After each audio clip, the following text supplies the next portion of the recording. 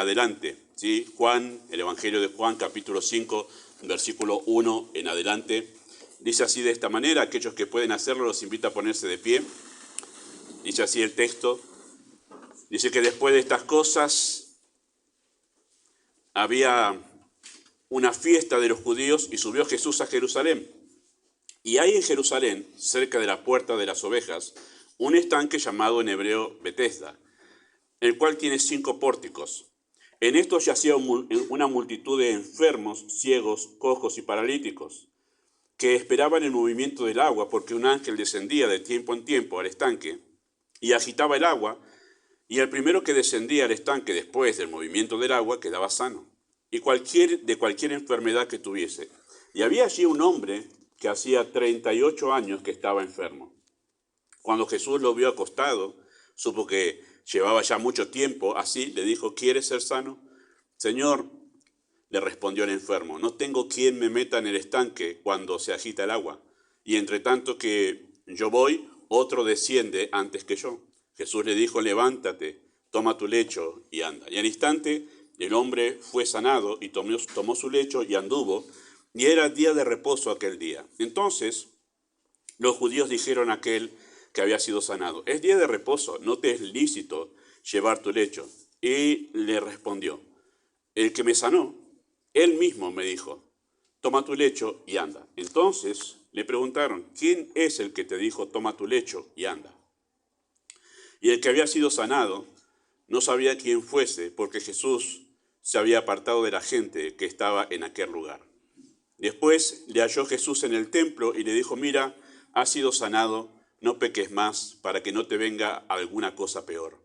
El hombre se fue y dio aviso a los judíos que Jesús era el que le había sanado.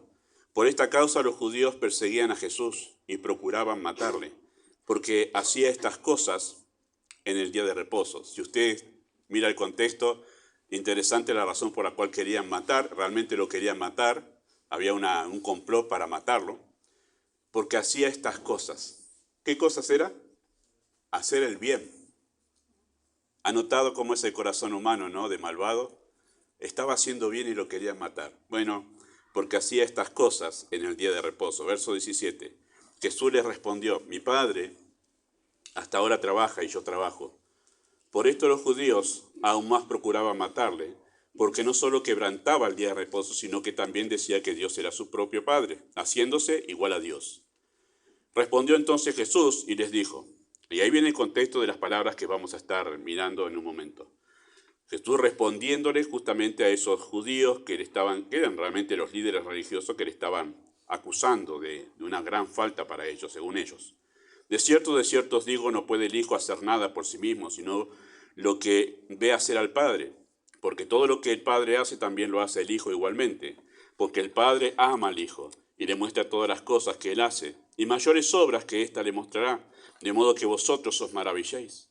Porque como el Padre levanta a los muertos y les da vida, así también el Hijo, a los que quiere, da vida, ¿no? Porque el Padre a nadie juzga, sino que todo el juicio dio al Hijo, para que todos honren al Hijo como honran al Padre. Y el que no honra al Hijo, no honra al Padre que le envió. De cierto os digo, el que oye mi palabra y crea el que me envió, tiene vida eterna, y no vendrá a condenación, mas ha pasado de muerte a vida. De cierto os digo, viene la hora, y ahora es, cuando los muertos oirán la voz del Hijo de Dios, y los que oyeren vivirán.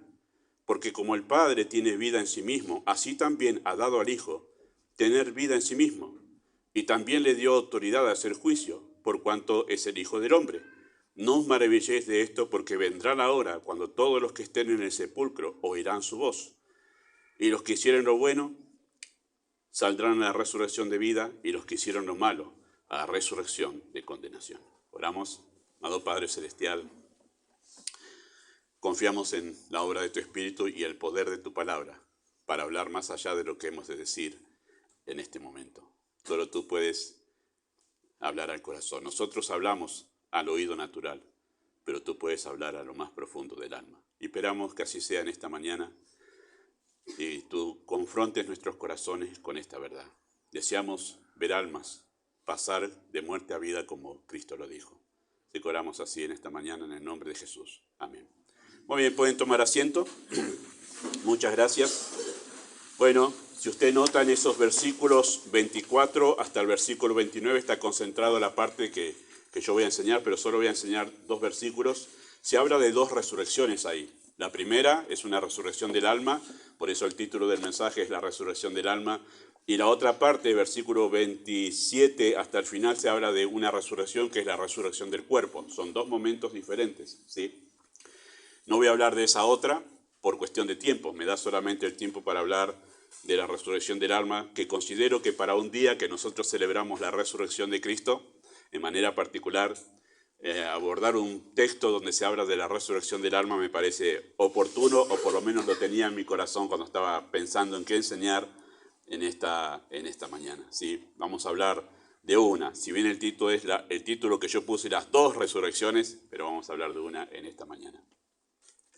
Queridos hermanos, el mensaje del Evangelio es confrontativo. Nosotros predicamos el Evangelio, la palabra Evangelio significa buenas nuevas, ¿sí? Tiene un tono muy amable y muy esperanzador el significado de la palabra Evangelio. Sin embargo, eso no significa que el mensaje no resulte realmente impactante, incluso chocante para algunos, ¿sí? Es confrontativo. ¿Y en qué sentido es confrontativo? Bueno, desafía el mensaje del Evangelio a las personas al arrepentimiento, ¿sí? A llegar al punto de arrepentirse por haber sido la persona enemiga de Dios toda su vida, y a seguir a Cristo sin reservas. Ese es el desafío del Evangelio. Ese seguir a Cristo sin reservas es la expresión, otra manera de expresar, mejor dicho, lo que significa creer. Cuando dice creo en Cristo, ¿qué significa eso de creer? Bueno, según el Evangelio es tomar esa determinación de seguirle sin reservas. El Evangelio apela a la voluntad de las personas, apela a la toma de una decisión como la manifestación visible de la fe invisible, ¿sí? Eso predicamos nosotros. El Evangelio es llevar a la persona a tomar en un momento en su vida una determinación. Bueno, eso es creer, tomar esa determinación en un momento de su vida.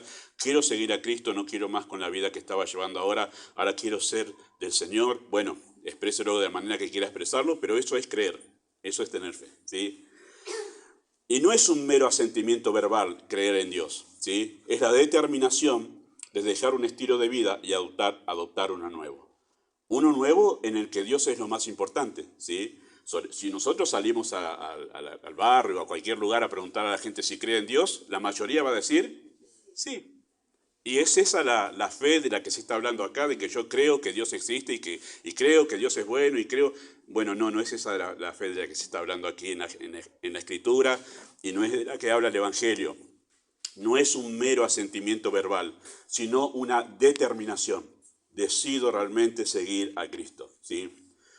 Y así nosotros lo vemos en los Evangelios, lo vemos en el libro de Hechos, donde vemos a los discípulos y a la iglesia testificando. Y vemos cómo reaccionaban las personas ante el mensaje del Evangelio, especialmente cuando vemos los Evangelios a Cristo predicando, ¿sí?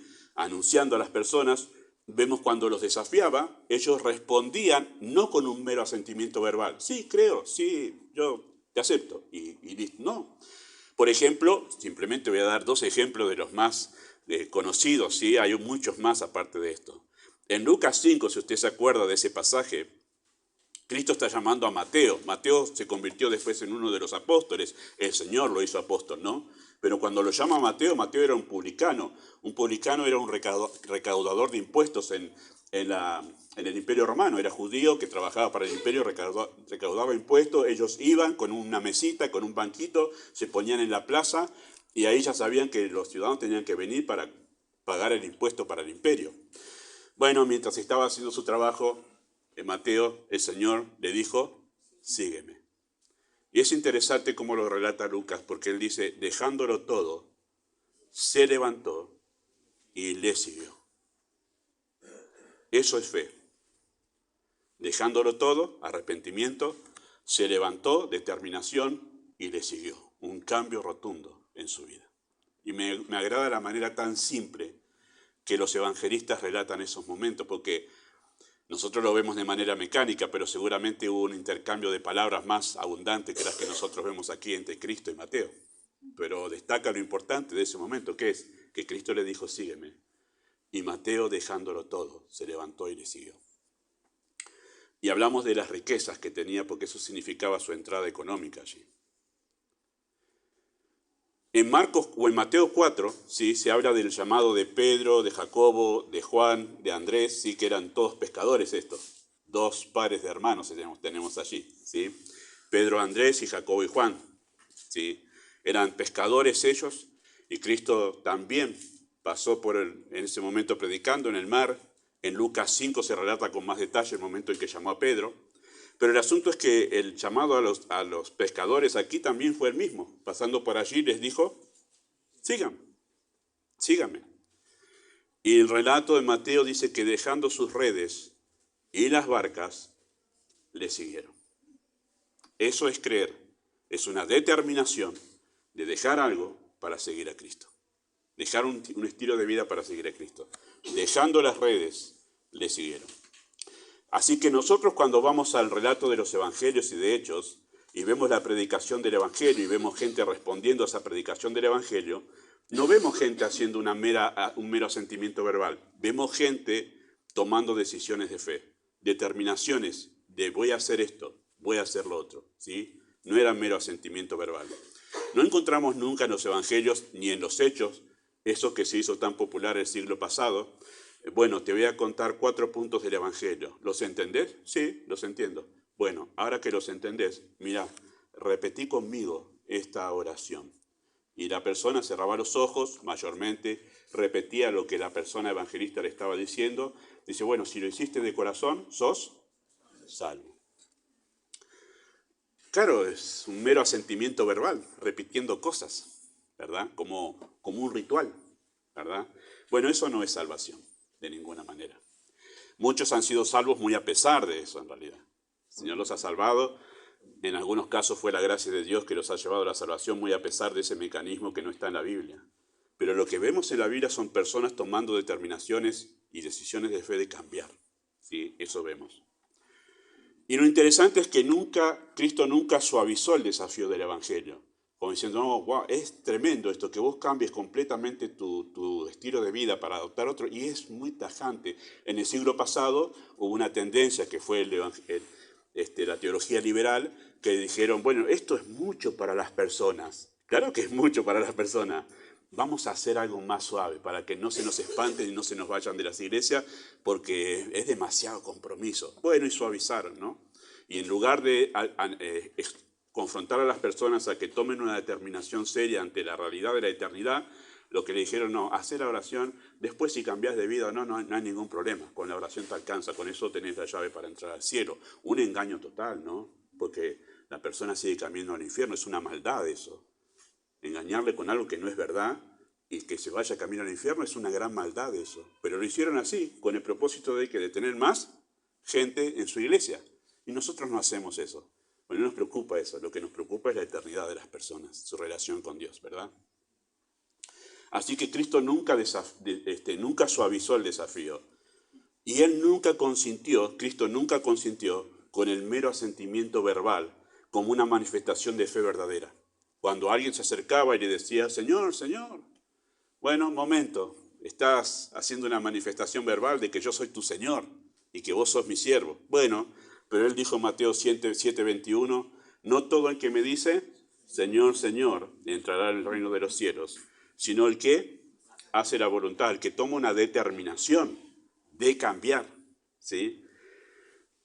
El que hace la voluntad de mi Padre que está en los cielos, ¿sí? De ese soy yo su Señor, y Él es mi siervo.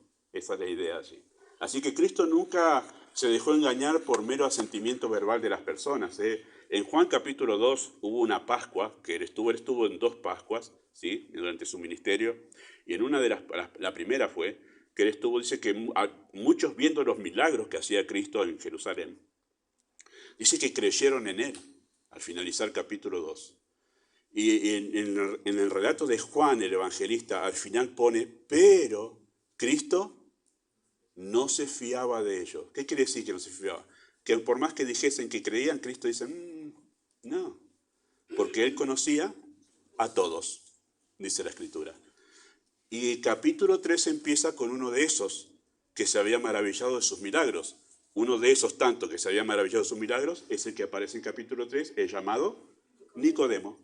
Y le dice, nadie puede hacer las señales que tú haces si no está Dios contigo. Y uno dice, este es un salvo, mirá vos, vio los milagros y ahora viene a sentarse con Cristo, y uno de afuera podría decir, mirá vos, sí, se salvó, mirá cómo lo ve a Cristo, lo ve como alguien que hace milagros, que viene de Dios.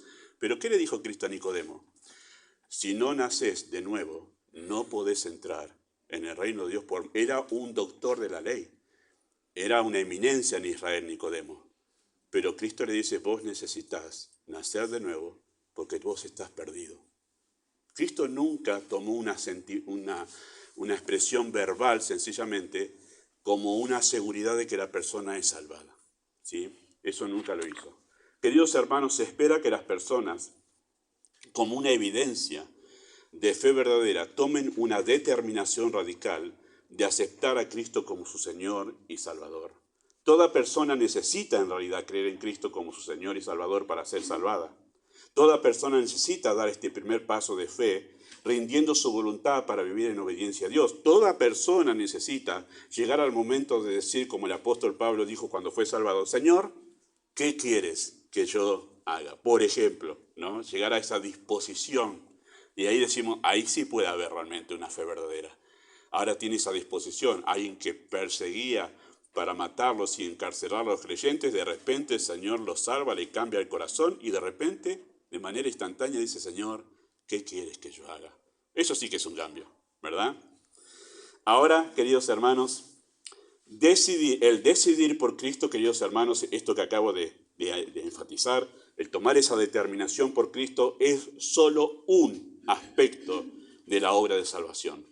La obra de salvación tiene dos aspectos, una la que vemos y otra la que no vemos, ¿sí? Y esto de decidir por Cristo es la parte que nosotros vemos de la salvación de las personas, ¿verdad? Es el aspecto de la responsabilidad humana, y todos somos responsables por creer. A todos se nos hace responsables delante de Dios por creer. El que no cree ha sido condenado. Es una responsabilidad que tenemos delante de Dios, creer en Cristo. Y creer en este contexto, en esta manera que dice el texto, ¿sí? Pero hay otro aspecto de la salvación, que es el aspecto interno, el que no se ve, y es tan importante como el aspecto externo. Son dos caras de la misma moneda, ¿sí? El aspecto que nosotros siempre vemos es la persona tomando determinaciones, pero algo pasa adentro. Es lo que no vemos y es lo que nos cuenta mayormente el Evangelio de Juan. El Evangelio de Juan es la predicación del Evangelio, pero vista desde el lado divino, viendo el corazón de las personas. Y Cristo hace acá ese énfasis justamente en lo que pasa dentro de una persona que ha creído en Cristo como su Salvador, ¿verdad? Hay otro aspecto, es el interior, el que no se ve, y es tan importante como el externo. Y en Juan 3, ese aspecto interno se lo llama el nuevo nacimiento, ¿sí? Y aquí en nuestro texto, Juan 5, 24 y 25, en nuestro texto se lo identifica como pasar de muerte a vida, ¿sí? Versículo 24 dice eso, de cierto os digo, el que oye mi palabra y crea el que me envió, tiene vida eterna, no vendrá condenación, mas ha pasado, no dice pasará, sino ya ha pasado de muerte a vida. Nosotros los creyentes esperamos, los que estemos vivos cuando venga el Señor seremos transformados, pero los creyentes que han muerto están esperando cuando el Señor venga y sus cuerpos sean resucitados, ¿sí? Para unirse una vez más a sus almas.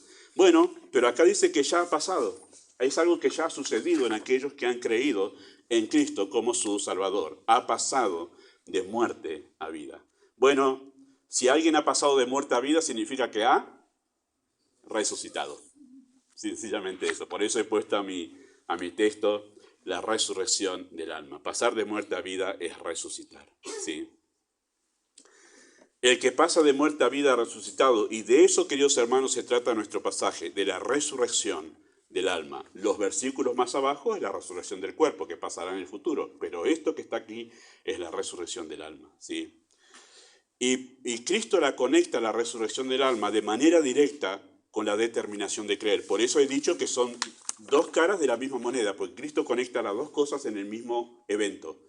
El que cree tiene vida eterna, no vendrá condenación, mas ha pasado de muerte a vida. Conecta los dos eventos, la determinación de creer, de seguir a Cristo, con el pasar de muerte a vida.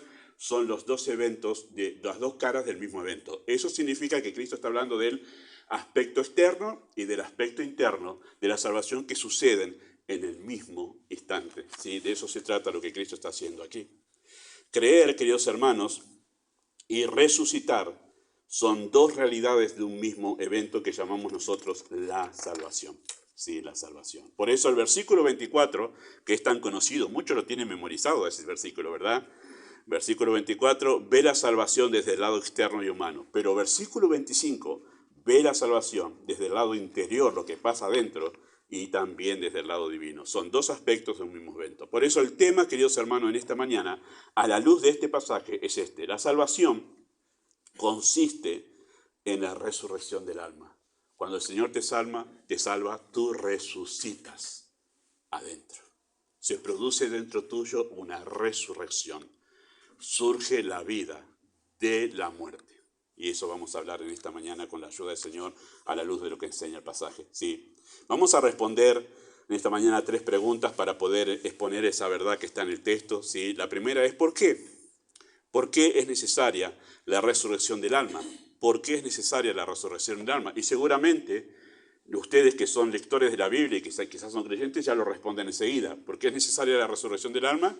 Porque la persona está muerta. Muy bien. Pero eso es que es tan obvio, somos muy propensos a olvidarlo.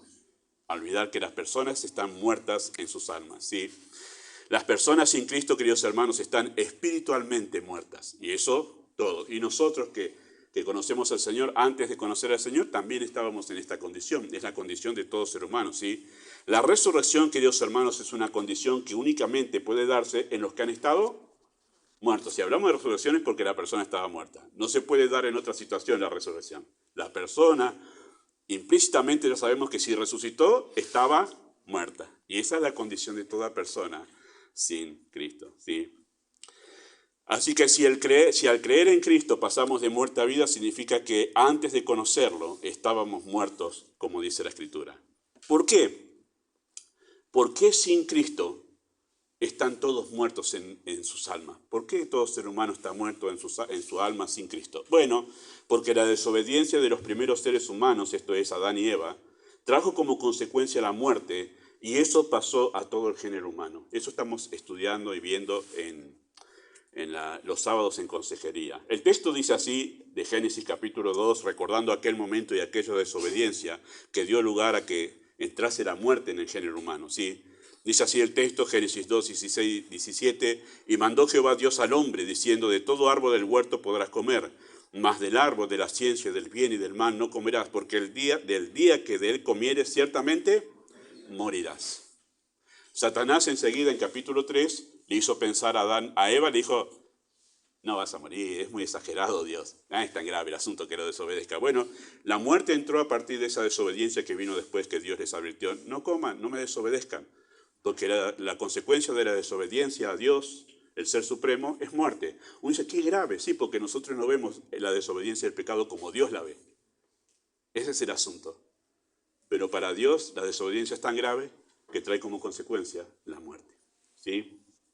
El ser humano, queridos hermanos, se compone de espíritu, alma y cuerpo. ¿Sí? Eso enseña la Escritura. Nosotros, seres humanos, con el cuerpo nos relacionamos con el mundo material. Tenemos un cuerpo para relacionarnos con el mundo material. ¿Sí? Y con nuestra parte espiritual nos relacionamos con el mundo espiritual. Así funciona. Si quieren más detalle de esto, busque los videos de la clase de consejería porque lo hicimos más extenso. ¿Sí? Y ellos, Adán y Eva, el día que pecaron, el día que iban a desobedecer, morirían físicamente, lo cual después sucedió, después de muchos años, porque en aquel momento la gente, al hecho de que el pecado todavía no había contaminado tanto a la generación humana, vivía muchos años, pero finalmente murió. Si usted agarra Génesis capítulo 5, es el primer cementerio que encontramos en la historia de la humanidad. Vivió tantos años y murió. Vivió tantos años y murió. Y todo se repite así. Y murió, para hacer entender que lo que Dios había dicho no era una exageración. No estaba exagerando. Las personas experimentaban la muerte física. Y eso vendría después en la vida de Adán y de Eva. Pero también El día que ellos desobedeciesen a Dios, ellos también morirían espiritualmente, lo cual sucedió de manera inmediata. Eso sucedió de manera inmediata a la muerte espiritual, ¿sí? La muerte física, queridos hermanos, y eso es algo que creo que todos sabemos, es la separación del cuerpo y el alma. Porque la palabra muerte significa separación. Algo se separa de otra cosa, ¿sí? Y la muerte física es la separación del cuerpo y el alma. La muerte espiritual es la separación del alma y Dios. Eso es la muerte espiritual. El alma se separa de Dios, pierde la relación con Dios, ¿sí? Cuando el cuerpo muere, pierde toda relación con el mundo físico. Y eso no hace falta hacer un estudio muy profundo para saber que cuando una persona muere físicamente, pierde toda relación con el mundo físico. Nosotros vamos al cementerio ahora a querer hablarle a alguien que está enterrado allí, nos va a responder, ha perdido toda relación con el mundo físico, ¿sí? De la misma manera, cuando alguien muere espiritualmente, que fue lo que sucedió en el huerto de Edén y todos nacemos en ese estado, pierde toda relación con el mundo espiritual. Así como físicamente perdemos toda relación con el mundo físico, espiritualmente perdemos toda relación con el mundo espiritual. Por eso, animar a la gente incrédula a orar a Dios no es algo que sea cierto, que le ayude mucho, porque la persona no tiene ninguna relación con Dios. Y Dios no tiene ninguna relación con él, con la persona. Esa es la realidad. ¿Por qué? Porque está muerto, está separado de Dios. Esa es lo que la Escritura enseña. Pierde toda relación. Eso es muerte espiritual. Perder toda relación con el ser espiritual, que es Dios. Eso es la muerte espiritual. Entonces, la muerte espiritual, queridos hermanos, es la condición del alma separada de Dios. Ahora, nosotros simplemente tenemos que ser observadores y empezar a ver qué pasa en el mundo para darnos cuenta qué pasa cuando nos separamos de Dios. Todo lo que ve en el mundo es consecuencia que el ser humano se separó de Dios. No le eche la culpa a la política, si bien todos tienen responsabilidad. Pensamos, los políticos, la falta de... No, esto es consecuencia de que el ser humano se separó de Dios, hermanos. Esa es la situación de la sociedad. Es la consecuencia de que el ser humano se separó de Dios. Murió para Dios. Esa es la idea. ¿Qué significa, queridos hermanos, estar espiritualmente muerto? ¿Qué significa eso de estar espiritualmente muerto, separado de Dios? Bueno, la total ausencia de vida espiritual. Eso significa estar espiritualmente muerto, la ausencia total de vida espiritual. En la muerte física, el cuerpo pierde todos sus signos vitales, ¿verdad? La temperatura, la presión arterial, el pulso y la frecuencia respiratoria. Eso es lo que primero que se busca, ¿verdad? Cuando vemos a un paciente, si tiene signos vitales, respira, pulso, está bombeando el corazón la sangre, la temperatura, algún signo de vida. Bueno, cuando un cuerpo muere, pierde todos esos signos vitales, ¿verdad? No respira, está frío, y no corre la sangre, obviamente, para adentro. Y además, el cuerpo cuando muere, pierde la capacidad de responder al mundo material. Es insensible al mundo material, no se mueve, no ve, no oye, no habla, ha perdido toda sensibilidad a los estímulos de este mundo. No importa lo que usted haga delante de un cuerpo muerto, no le va a responder. Ha perdido toda capacidad para responder al mundo material el cuerpo. Ha perdido la vida y ha perdido toda relación con nosotros. No importa que usted vaya al cementerio a hablar a la tumba de su ser querido, si uno lo hace porque quiere estar ahí emocionalmente, le ayuda, qué sé yo, todo lo demás, o tiene respeto a la persona que ha fallecido y quiere visitar la tumba, todo fenómeno. La persona no le va a escuchar.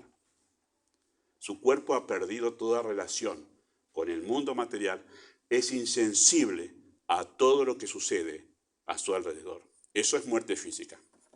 En la muerte espiritual es la completa ausencia de los signos esenciales de vida espiritual. Es igual, semejante, pero tiene que ver con lo espiritual. No hay ninguna respuesta positiva a los estímulos del mundo espiritual. ¿Cuáles son los estímulos del mundo espiritual? La palabra de Dios, la oración, el pueblo de Dios, los propósitos de Dios y todo lo que tenga que ver con Dios. Y ahí es donde hay muerte espiritual, donde ninguna de estas cosas que son las cosas de Dios, del Espíritu, Dios Espíritu, no le hacen nada. Es insensible a todo eso. Por eso es que Cuando los que son evangelistas acá, que tienen un espíritu evangelístico, les gusta predicar y se hacen mala sangre, que cuando van a predicarle a alguien, no me escuchan.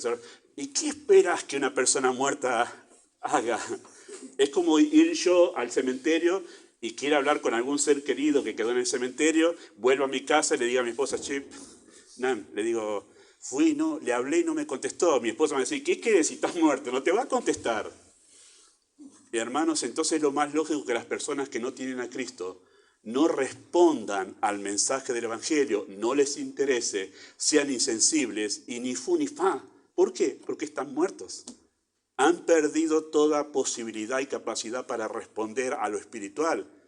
Y por eso es que no se haga mala sangre. Es más, entienda que la persona está muerta y por esa razón no le gusta, no entiende, no comprende, no le interesa nada del Evangelio, porque en su alma está muerta. Ah, mira vos, sí. Es así. Como dijo el conocido pastor Spurgeon, nosotros le predicamos a personas muertas, que no oyen, no ven y no entienden. Qué desafío para el predicador, ¿verdad? Es así. Y usted dirá, ¿y por qué predica? Ahora vamos a responder eso. Pero la muerte espiritual es la completa ausencia de signos vitales espirituales, ¿sí? Esenciales de la vida espiritual. Romanos 8, 6 y 7, por ejemplo, afirma esta verdad. Dice, porque el ocuparse de la carne, hablando de la naturaleza pecaminosa, es muerte, o es la evidencia de muerte que se ocupa en la carne, pero el ocuparse del espíritu es vida y paz. Por cuanto a los designios, hablamos de ese texto en consejería también, de la carne, de la naturaleza pecaminosa, son enemistad contra Dios. Y escuche esto, porque no se sujeta a la ley de Dios, ni tampoco porque está imposibilitado, ha perdido toda la capacidad para relacionarse con Dios.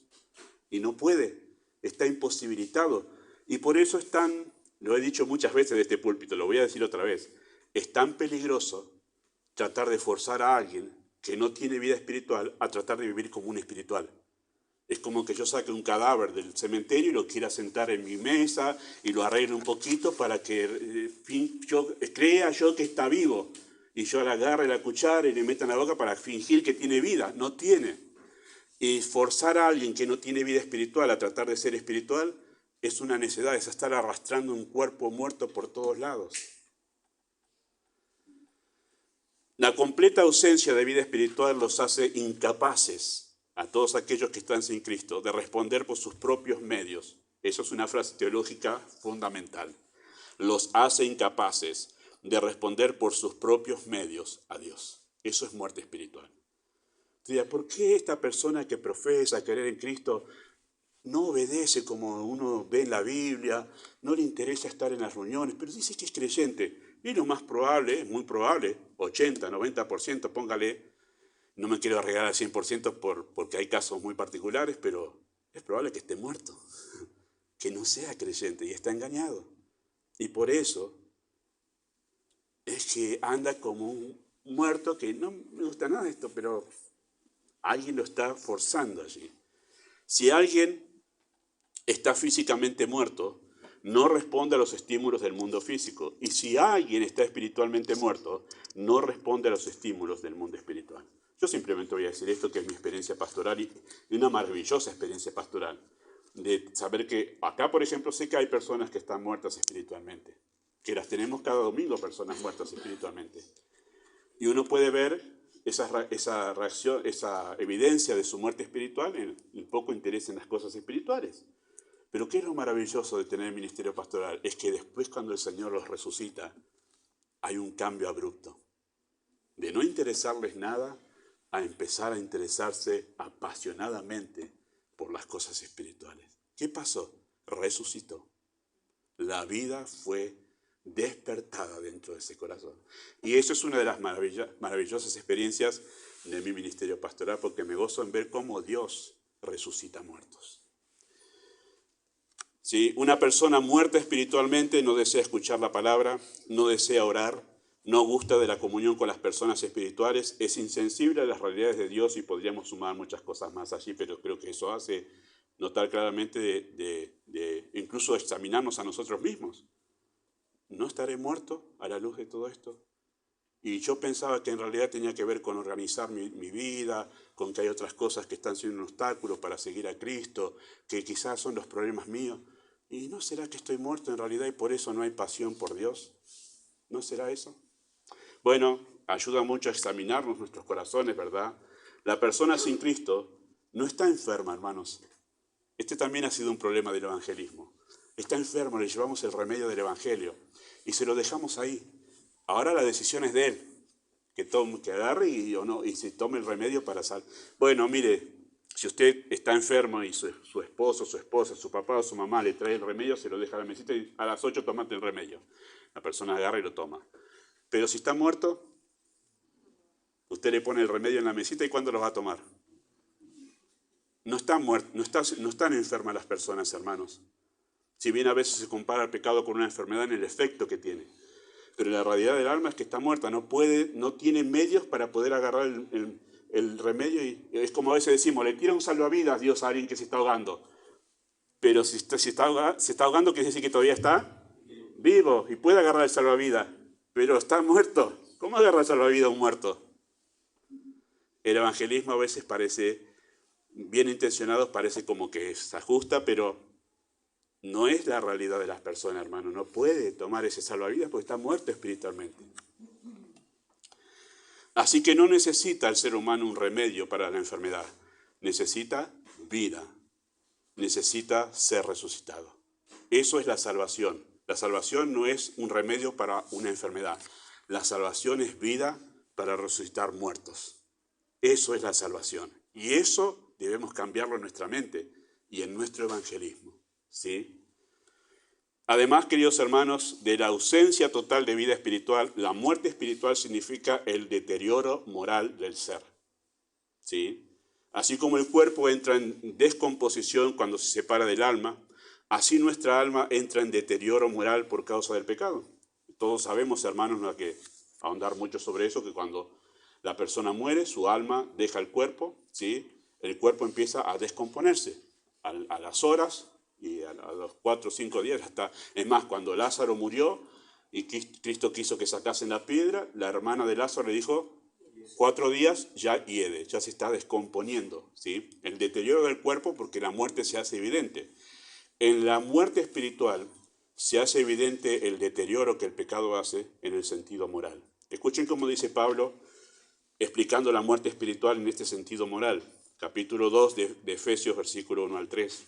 Y Él os dio vida a vosotros cuando estabais muertos en delitos y pecados, en los cuales anduvisteis en otro tiempo siguiendo la corriente de este mundo, conforme al príncipe de la potestad del aire, el espíritu que ahora opera en los hijos de desobediencia, entre los cuales también todos nosotros estábamos muertos, dice Pablo. También nosotros vivimos en otro tiempo, en los deseos de nuestra carne, en la voluntad de la carne y de los pensamientos, y éramos, por naturaleza, hijos de ira, lo mismo que los demás. ¿Sabe cuántos jovencitos? He trabajado mucho con jóvenes durante mis comienzos en la vida espiritual y por varios años hasta que fui pastor y mi rumbo cambió de ministerio. No es que no aprecie a los jóvenes y que no quiera estar con ellos, pero tengo una perspectiva diferente ahora por ser pastor. Pero he trabajado con tantos jóvenes que han sido engañados en realidad con el tema de hacer la oración hizo salvo, o porque se entusiasmaron en un campamento y vinieron muy eufóricos emocionalmente, y wow, decido por el Señor y todo lo demás, y a los 3, 4 días, y no entienden qué les pasa. Bueno, yo quizá te diga que muy probablemente tus luchas con el pecado que dices, muy probablemente sea que tú estás muerto espiritualmente. O tu falta de iniciativa con el Señor.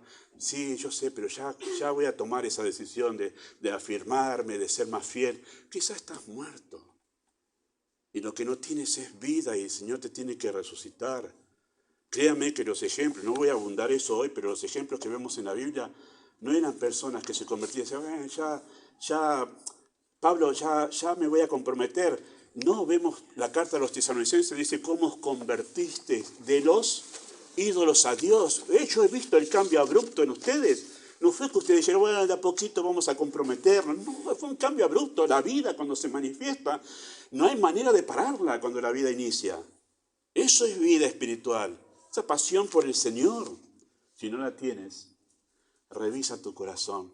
Quizás estás engañado, engañada. Quizás estás muerto espiritualmente y necesitas esa vida que te apasiona por Dios. ¿Sí? ¿Qué haría, cómo imaginaríamos una persona que sale de la tumba en nuestro cementerio de aquí, nomás de Lavallol? ¿Qué es lo primero que haría esa persona? ¿Iría a dónde? ¿Buscaría su familia? Buscaría. No, si yo estuviese muerto y me resucita ahora, yo iría a visitar primero mi esposa primero. Y si no se casó con otro, ¿no? Pero bueno, mi esposa primero. Y después a mis padres, si están vivos todavía, y mis hermanos.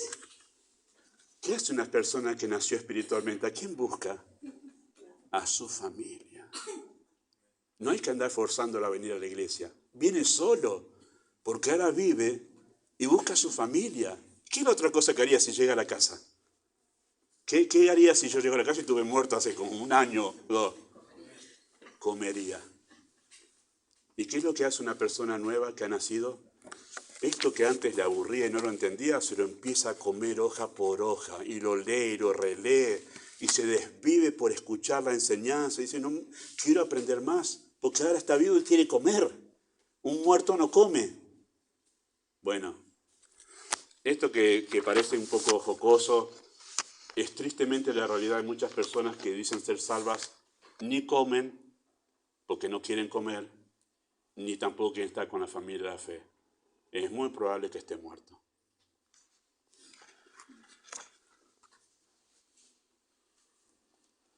Así que el deterioro moral del ser, lo que hace, queridos hermanos, es evidenciar que está muerto en delitos y pecados, ¿sí? Anduvimos en otro tiempo ahí, haciendo la voluntad de la carne y los pensamientos. Queridos hermanos, la condición espiritual es la muerte espiritual es la condición del alma que le impide a todo ser humano oír, entender y responder en obediencia a Dios. A esta realidad de todo ser humano se la conoce como la depravación total o la incapacidad absoluta. Voy a enseñar, quizá el año que viene, Dios mediante, las doctrinas que se suelen llamar del calvinismo. Son doctrinas bíblicas. En algún momento este hombre Calvino hizo un énfasis, gracias a Dios que lo hizo, porque son las bases del Evangelio. Las voy a enseñar en el que viene. Y una de esas doctrinas es esta, la condición del alma. Y eso cambia todo, hermanos. Saber esto cambia toda nuestra mirada del evangelismo, de cómo tratamos a las personas, cómo hacemos un ministerio pastoral. Esta doctrina lo cambia todo. Depravación total no tiene una incapacidad total. Mejor es llamarlo incapacidad total, y yo coincido con eso, con un teólogo que lo ha dicho. Está incapacitado por sí mismo, por sus propios medios, para acercarse a Dios. No puede, necesita ser resucitado, ¿sí? Como dijo el conocido teólogo Sproul, o Sproul, todavía no sé cómo se pronuncia, porque incluso hasta los conocedores lo pronuncian diferente, sea como sea, después me vas a decir, ve lo que sabes inglés, cómo se pronuncia esto. Pero él dijo esto: Dios no tira un salvavidas a una persona que se está ahogando. Él va a lo profundo del mar, saca un cadáver que está tirado en el fondo, lo lleva a la orilla, sopla en él aliento de vida y lo hace vivir. Eso es salvación. Eso es salvación. Y por eso es que en la salvación yo no colaboro con Dios. ¿Qué voy a colaborar si estoy muerto? La salvación la hace toda Dios. Por eso Jonás dijo, la salvación es toda de Jehová. Él lo hizo todo. Si yo estaba muerto, ¿cómo voy a colaborar yo ahí en mi salvación? La segunda pregunta que vamos a responder es ¿cómo resucita la persona? Bueno, necesitamos resucitar en el alma. ¿Cómo resucitamos? Bueno, el texto dice en versículo 25 así: de cierto os digo, viene la hora, y ahora es, por eso se habla de la resurrección ahora en este tiempo, ¿sí? No de la futura, del cuerpo, sino ahora. Y ahora es cuando los muertos, ¿qué cosa? Oirán la voz del Hijo de Dios, y los que la oyeren vivirán. Y eso es maravilloso. Como pastor sé que eso no depende de mí. Yo no resucito a nadie, hermano. No tengo poder, Dios tiene solamente poder para eso. Y por eso es que oirán la voz del Hijo de Dios y los que la oyeren vivirán. Maravilloso. Es interesante que se dijo de esto de Cristo. Cristo lo dijo y también los discípulos en Juan 6:63. Dice, el Espíritu es el que da vida, la carne para nada aprovecha. Las palabras que yo os he hablado son Espíritu y vida. Juan 6:68-69 dice así, le respondió Simón Pedro, Señor, ¿a quién iremos? Tú tienes palabras de vida eterna. Y nosotros hemos creído y conocemos que tú eres el Cristo, el Hijo de Dios. Noten la conexión que hace Pedro ahí. Si tú tienes palabras de vida eterna, no hay otra conclusión que tú tienes que ser Dios. Los judíos cuestionaban a Cristo que él se hacía Dios a sí mismo por ser Hijo de Dios. Pedro dice, nosotros no tenemos duda. ¿Cuál fue la evidencia para Pedro de que Cristo era Dios? ¿Sus milagros? No, tú tienes palabras de vida eterna. Eso para mí es la indicación de que tú eres Dios, no puedes ser otro, porque tus palabras son espíritu y son vida. La palabra de Cristo, queridos hermanos, es poderosa y autoritativa. La Biblia nos enseña que todo lo que hay en el universo ha sido creado por el mandato de su voz. Colosenses capítulo 1 enseña esto y también Hebreos capítulo 1. Cristo demostró tener en su ministerio autoridad con su palabra sobre las fuerzas de la naturaleza, calmando el mar y el viento. Es interesante cómo lo relatan los evangelistas, porque le dijo al viento y al mar que cesaran. Y inmediatamente le hicieron caso. Eso es asombroso, ¿sí? Eso habla de la autoridad y el poder de la palabra de Cristo. Demostró tener autoridad sobre las células del cuerpo y dar la orden para que la enfermedad sane. Todos ustedes recordarán en Lucas capítulo 7 la sanidad de aquel siervo del centurión romano que llamó a Cristo y que cuando Cristo venía le dijo, no hace falta que llegues a casa, no me siento digno de que tú entres a mi casa. Pero allá donde estás, di la palabra y mi siervo. Y Cristo dice que se asombró de la fe de este hombre que no, porque dijo, ni aún en Israel he hallado tanta fe. ¿Y en qué se basaba la fe de ese centurión? Creo que la palabra de Cristo es tan poderosa y autoritativa que no hace falta que venga. Con que Él dé la orden, las células malignas que están en el cuerpo de mi siervo van a obedecer al creador de esas células, que es Cristo. Y le obedecieron las células, porque todo está sujeto a su voz. Colosenses dice que Él sustenta todas las cosas con la palabra de su poder. Todo se sostiene porque Cristo da la orden. Nuestras células, las células del cuerpo se sostienen porque Cristo ha dado la orden que permanezcan. Ya les dije, cada vez que me levanto, mi pensamiento hasta ahora ha sido todos los días, estoy vivo, Señor. Así que prepárame otra vez más para ver qué tienes para mí en este día. Porque Él sostiene todavía las células de mi cuerpo para que sigan funcionando sin deteriorarse. Pero Él demostró tener poder incluso sobre el micromundo de la biología. Demostró tener autoridad sobre los seres angelicales caídos.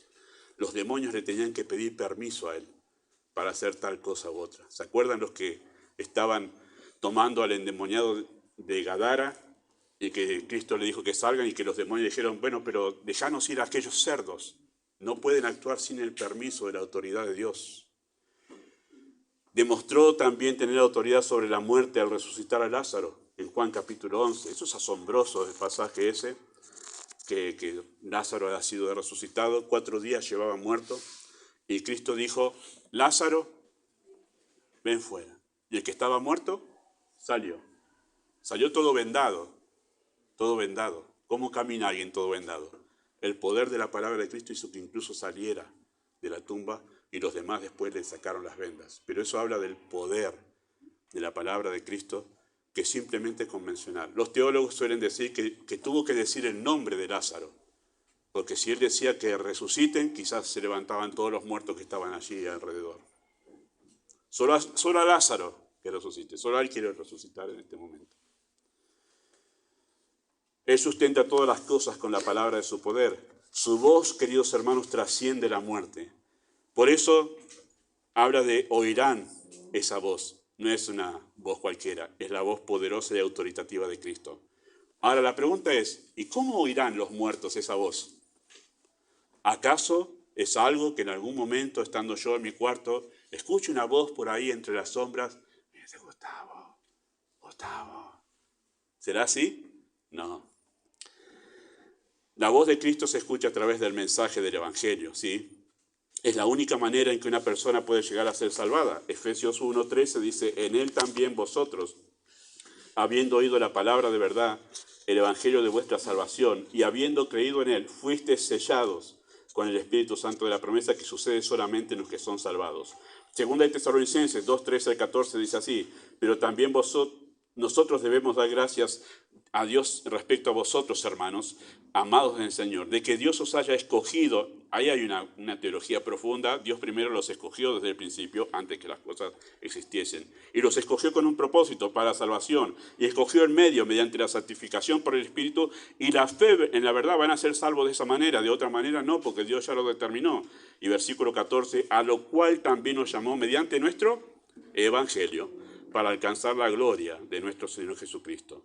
Y es interesante lo que sucedió en Lucas 16 cuando Cristo relata aquella parábola. Algunos dicen que no es una parábola, todavía no lo estudié tanto, pero la parábola de Lázaro y el rico, ¿sí? Que mueren los dos, y uno va al lugar de tormento y otro al lugar de consuelo, al seno de Abraham, que sería el cielo hoy en día. Y Cristo dice esto en esa conversación, cuando el rico está en el lugar de tormento, alcanza a hablar con Abraham en esa conversación que es difícil de imaginar tiene con Abraham. Él se da cuenta que ya no puede salir de ahí. Abraham le dice, no, acá no se puede salir, ya está tu tiempo en la tierra. Entonces, ¿qué le dice el rico? Mandá. Y dice así el texto, lo tienen aquí. Te ruego pues, Padre, que le envíes a la casa de mi padre, porque tengo 5 hermanos para que les testifique, a fin de que no vengan también ellos a este lugar de tormento. Y Abraham le dijo, a Moisés y a los profetas tienen, óiganlos. Entonces le dijo el rico, no, padre Abraham, si alguno se fuera a ellos de entre los muertos, si hay alguien que se levanta de la tumba y ellos ven este milagro de resurrección, se arrepentirán. ¿Y qué le dice Abraham? Dice, bueno, si no oyen a Moisés y a los profetas, tampoco se persuadirán, aunque algunos se levantaren de entre los muertos. Y está sentando un principio enorme de evangelismo. La única manera que alguien va a ser salvado es por medio de la predicación del evangelio. No hay otra manera, por medio de esto que estoy haciendo yo ahora. No hay otra manera. Usted puede hacer todos los milagros que quiera y eso no va a salvar a nadie. No va a salvar a nadie. Además, Dios no va a usar el milagro para salvar a nadie. Lo ha determinado aquí. Por eso que la respuesta de Abraham fue inmediata. No insista con eso porque no es un medio de salvación los milagros. No están hechos para eso. Los milagros en los evangelios estaban hechos para mostrar realidades de la persona de Cristo. Y además son las credenciales de Cristo como el Mesías. Yo soy el Mesías, pero fuera de eso, no. Y entonces le dice a Moisés y a los profetas. ¿Cómo a Moisés y a los profetas? Bueno, era la manera que los judíos tenían para referirse a todo el Antiguo Testamento. Todavía el Nuevo no estaba. Bueno, ¿con qué evangelizamos? Con el Antiguo, que fue con lo que evangelizaron todos los apóstoles hasta que el Nuevo Testamento estuvo completo. El Antiguo Testamento, como dijo David, la ley de Jehová es perfecta, que convierte el alma. Si no oyen a Moisés, no va a haber salvación, sino por medio de la predicación. Cristo afirmó, queridos hermanos, que en realidad su voz es su voz la que se escucha cuando una persona es salvada. Cuando una persona es salvada, ha escuchado la voz de Cristo hablándole al corazón. Juan 10:16 dice así, también tengo otras ovejas que no son de este redil. Esas otras, debo traer. ¿Cómo las va a traer? Y recuerden que Cristo está hablando en Juan 10 de que Él es el pastor, el buen pastor, y los creyentes en ese momento son sus ovejas, ¿verdad? Los que oyen su voz y le siguen, ¿verdad? Dice, pero tengo otras. Y está hablando ya de nosotros en el futuro. ¿Y cómo las iba a traer? Bueno, oirán mi voz y habrá un rebaño y un pastor. Momento, ¿cómo va a oír la voz si Cristo ya no está? Y han pasado muchos años. Pero Él dijo que ellos también oirían su voz. Bueno, Cristo asegura que cada vez que el Evangelio es predicado con fidelidad, su voz es escuchada en el corazón de aquellos en quienes Él quiere, en aquellos a quienes Él quiere salvar. Es su voz. Es su voz. Hermanos, hay un llamado general del Evangelio, ¿sí? Que es captado por el oído natural y no produce ningún resultado. Y más, en las iglesias evangélicas tenemos muchas personas que usted le pregunta, que han estado mucho tiempo, ¿no? Que usted le pregunta qué dice el Evangelio y se lo pueden recitar incluso mejor que creyentes nuevos que son salvados verdaderamente, pero se lo puede recitar. Sí, yo soy pecador, Cristo murió en la cruz por mí, Dios es justo y es santo, te pueden decir todo, pero no tienen vida, porque han escuchado todo eso con el oído natural, que es la primera puerta para que alguien sea salvado, no tiene que escucharlo con el oído natural.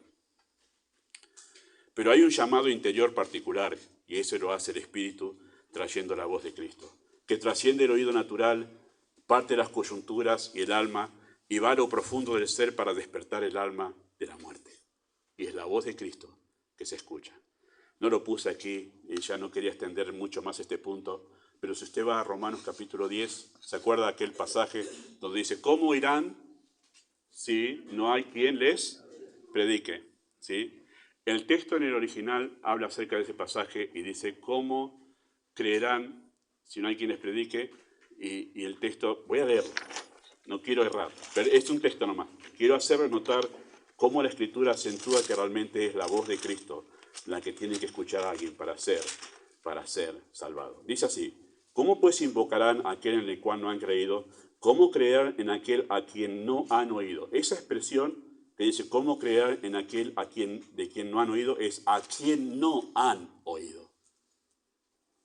La expresión gramatical en el original es como que están escuchando realmente a Cristo hablando a sus corazones. Ese es el llamado interior particular, que es aparte del llamado general. Es particular cuando el momento que una persona se convierte. Por eso, queridos hermanos, la conversión es una obra sobrenatural que no puede realizarse por medios humanos. Nosotros solo podemos llegar al oído natural, los predicadores, y usted se evangeliza, pero es Dios quien puede llegar al oído del alma. Y en tercer lugar, la tercera pregunta es, ¿cuál es el efecto de la resurrección? Y usted dice, es muy obvio, pastor, el efecto de la resurrección. Oirán la voz del Hijo de Dios y vivirán. Y sí, claro, si resucitó, viven. Bueno, hagamos un acento en eso. Oirán y vivirán. Ese es el efecto. El efecto es vida. Si usted va al cementerio de Lavallaol aquí, en Garibaldi, y usted me dice, mirá, fui al cementerio, alguien resucitó. Bueno, y usted me lleva para verlo, y yo lo veo todavía en la tumba, ¿qué le voy a decir? Me engañaste. No veo vida, está muerta todavía, no veo vida.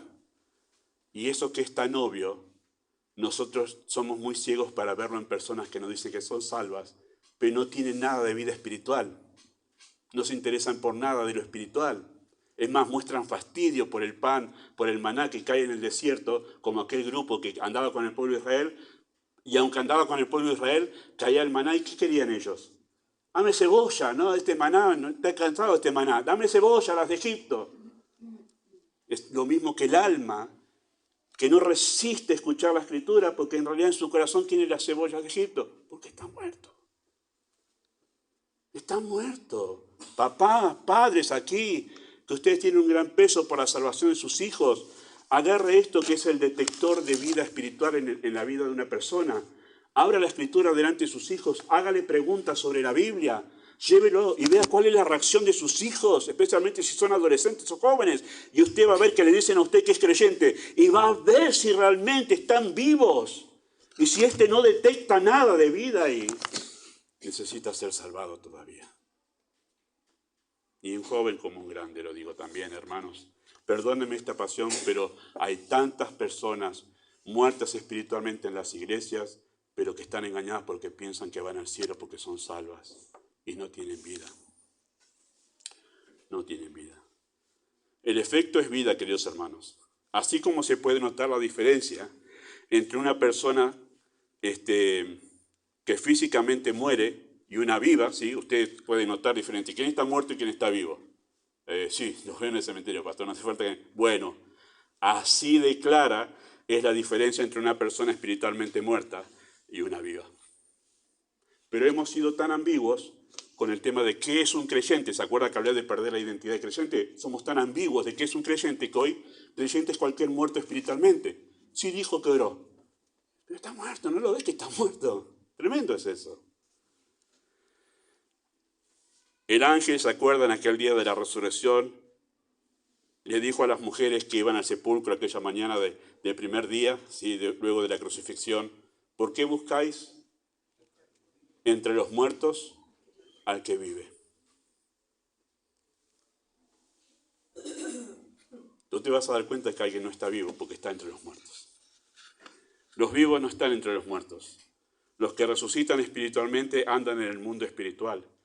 Todo lo que todo lo espiritual se vuelve relevante en su vida. Eso es todo Romanos 8. Romanos 8 muestra lo que es vivir vida resucitada. Los que han resucitado espiritualmente tienen la vida de Dios en ellos. Tienen la vida de Cristo impartida por Dios, por el Espíritu de Dios. Desean lo que Cristo desea, aman lo que Cristo ama, buscan lo que Cristo busca y rechazan lo que Cristo rechaza. Eso es vida espiritual, es la vida de Dios. Ese es otro acento que no dice en el texto. Pero lo que se nos imparte a nosotros es la vida de Cristo. Porque dice que el Padre le dio al Hijo tener vida en sí mismo y Él la da ¿a quién? ¿Qué vida le da? La de Él. Su vida le da a ellos. El padre del hijo perdido, me apasionó esto, porque el padre del hijo perdido en Lucas 15, ¿se acuerdan? El hijo pródigo, el que se perdió, y volvió, y cómo graficó el padre ese haberse ido en desobediencia y volver. El padre dijo así: este mi hijo era y ha revivido. Se había perdido y es hallado. ¿Cuál es el efecto de la resurrección? Vivirán, queridos hermanos. Y noten que ese vivirán es contundente de Cristo. No dijo, y bueno, capaz, puede ser. No, vivirán. Es concluyente. No hay duda, va a vivir. ¿Sí? Es concluyente. No hay lugar para la duda allí. Cuando alguien escucha la voz, vivirá. No hay duda. Es como Cristo ante la tumba de Lázaro. Cristo dijo, Lázaro, ven fuera, y el que estaba dentro salió. Porque ante su voz, si el universo no se resistió a venir a la asistencia ante la voz del Creador, que es Cristo, ¿cómo se va a resistir un alma que es mucho más pequeña que todo el universo que Él creó? Vivirá. Cuando alguien, queridos hermanos, es llamado por Cristo a la vida, resucita.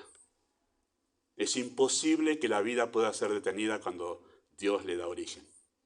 He visto esos árboles que parecen muertos, ¿no? Uno los serrucha, le prende fuego. Bueno, prendí fuego al olivo que tenemos ahí en el parque.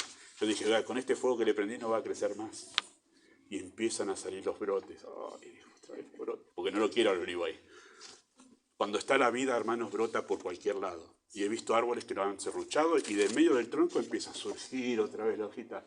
La vida no se puede detener, hermanos. No puede ser detenida la vida cuando está adentro. Vivirá. Él resucita. ¿Sí? En Juan 11 le dijo, Lázaro, ven fuera, y el que estaba afuera salió. Queridos hermanos, la resurrección del alma está bajo el poder soberano de la voz autoritaria de Cristo. Él resucita a quienes Él quiere resucitar. ¿Ha notado versículo 21 lo que dice? Porque como el Padre levanta a los muertos y le da vida, así también el Hijo a los que quiere da vida. Está en su soberana potestad determinar a quién quiere Él darle vida. ¿Sí? Porque uno dice, ¿por qué entonces algunos no son salvos? Bueno, detrás de todo eso hay una gran verdad que vamos a enseñar el año que viene. Queridos hermanos, la efectividad del mensaje del Evangelio no reposa en la disposición o capacidad de los que oyen, sino en el poder sobrenatural de Cristo. Y por esta es la razón por la cual uno como predicador predica con entusiasmo. No porque las personas que están sin Cristo, incluso tampoco los creyentes, que ya tienen vida, pero no predico porque yo confíe que haya disposición o que tengan capacidad para entender. No predico porque confíe que haya capacidad en ustedes. Predico con pasión porque hay poder en este libro para salvar. La efectividad del mensaje del Evangelio no reposa en la capacidad de las personas para entender, reposa en el poder de la palabra de Cristo que puede hacer hijos de Abraham, incluso de estas piedras, le dijo Cristo a los... No descansa Dios en la capacidad de las personas. ¿Cómo va a descansar Dios en la capacidad de las personas si las personas están muertas? Todo depende de la poderosa palabra de Dios.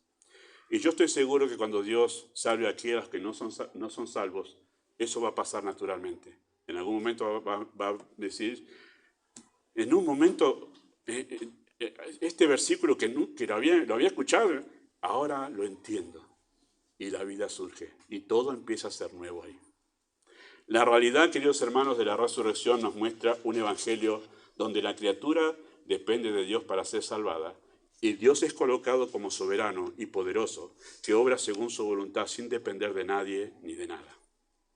El efecto del mensaje del Evangelio no reposa en la habilidad del evangelista tampoco. No reposa ni en la capacidad de los que oyen, pero tampoco reposa en la capacidad del evangelista. No es que el pastor va a decir, bueno, tengo que buscar una técnica mejor para que la persona se pueda convencer. El pastor se tiene que preparar, hermano, en su trabajo, tiene que estudiar, todo eso es parte de mi responsabilidad, pero no reposa en eso, la efectividad de que alguien se convierta o no, sino reposa justamente en el poder de la voz de Cristo. ¿Sí? Además, porque yo no tengo poder para crear vida. De eso se trata la salvación. No de simplemente convencer a alguien, sino de crear vida dentro del corazón. Queridos hermanos, el efecto del Evangelio no es una mera confesión de labios, es vida de entre los muertos. Y grábense esto en sus corazones, por favor, tomen esto en sus corazones con mucho énfasis en sus almas. No es una mera confesión de labios. Y aunque yo llevo 10 años en esta iglesia repitiendo esto, voy a decir, no importa si tú oraste en algún momento, y no importa si tú oraste con todo tu corazón, si tú no tienes pasión por Dios, tú estás muerto y necesitas resucitar. Esa es la realidad. Ven a la vida en Cristo. Quizá tú crees que has sido salvado, pero no tienes vida. No deseas leer la Biblia. Tú dices, yo no soy de leer. O yo nunca leí. Y por eso, no tiene nada que ver con eso. He visto personas que han venido a Cristo y no sabían leer, porque nunca fueron a la escuela. ¿Y qué han hecho? Los he visto yo, hermanos, se dedicaron a aprender a leer solo para leer la Biblia. No es el problema de que no te gusta leer, es que no tienes vida.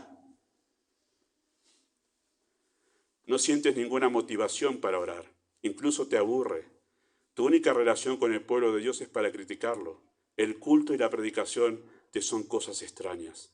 Tú necesitas vida.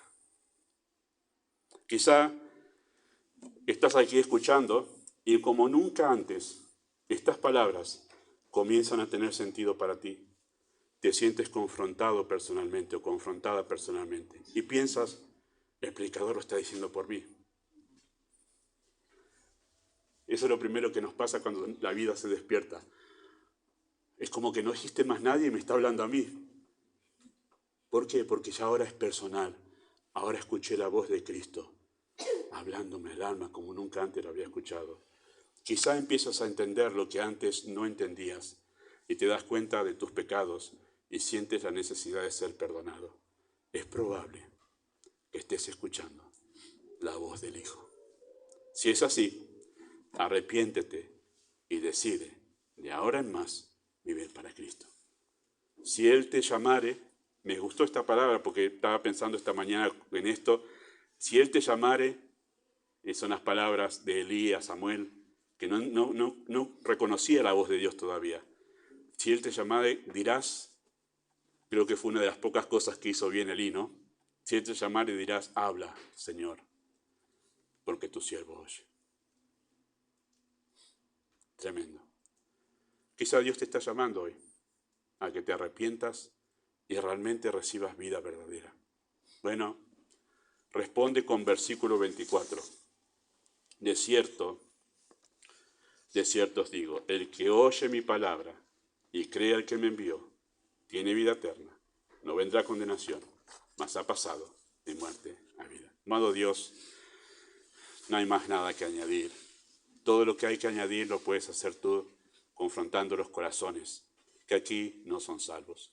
Un día de resurrección, como aquel en el que el Señor venció la muerte, celebramos hoy y cada domingo, pero también deseamos celebrar la resurrección de aquellos que tú salvas y experimentan esto que es algo asombroso, es sobrenatural, es milagroso, es que nuestra alma resucite y podamos ver lo que nunca habíamos visto. Es a Cristo.